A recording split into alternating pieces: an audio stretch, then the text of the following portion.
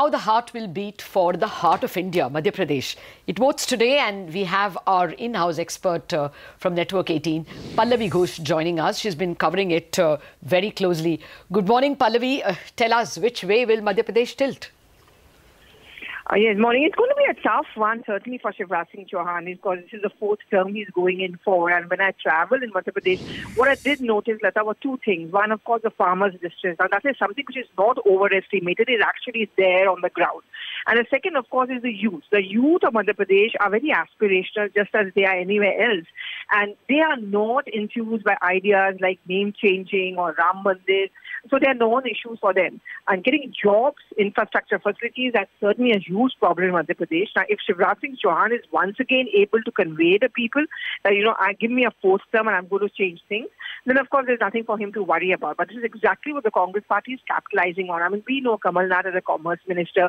We've seen Jyotiraditta Scindia. They're trying to portray themselves as the face of change. Someone who can bring that change, someone who can provide those job opportunities, which is why Rahul Gandhi, even today, till today, he's been making a statement that when you vote for a change in Madhya Pradesh, what you're going to vote for is more jobs, more opportunities, and a way out for the farmers' distress. Okay, Pallavi, hi, morning. You spoke about farmer distress and the youth as well. What about corruption? Because there is a broad narrative that some part of the BJP government in Madhya Pradesh has been infiltrated, by corrupt officials, etc. Anything on that front that could hurt the BJP? Well, the problem is that if the whole idea of, the Vyapam scam and, the corruption of Shivraj government, that kind of argument is coming in from the Congress, then it doesn't really gel because Congress is also fighting a perception battle. It's like the pot calling the kettle black. So, every time Rahul Gandhi raises an issue of Rafale, there are people who are throw back the 2G scam and several other scams. So on the ground, that's not sticking so much. Frankly speaking, in my years of covering of elections, corruption hasn't always been an issue. It's when it's coupled up with other factors, that's when it becomes an issue. So the Congress party is sidelining it. Yes, it talks about the fact that the Mamaji is not clean, but I think the main focus is going to be whether there are going to be better job opportunities, whether there are going to be farmers who are going to be given better stocks, and how convinced the people are. Give us your tilt. I mean, what do you see? We won't hold you to it, but what do you think, which way is the wind blowing? But the fact is that the biggest problem with the Congress party is that at the end of the day, what really matters for any party to win is if your booth workers reach the booth.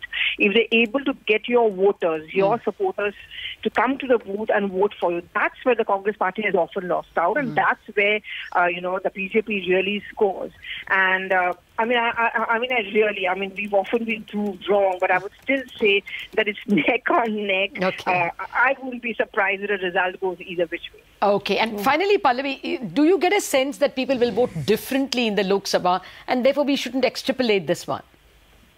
Yes, it usually happens. But what happens is that this is so close to the Lok Sabha elections. Should the Congress party do well in at least 2 to 3 states, it builds up a perception. It builds up a perception that Congress is very much back in the reckoning. And the second thing is, it's going to help its positioning as far as the other opposition parties are concerned. So, it will certainly be used as a referendum or a litmus test for either side.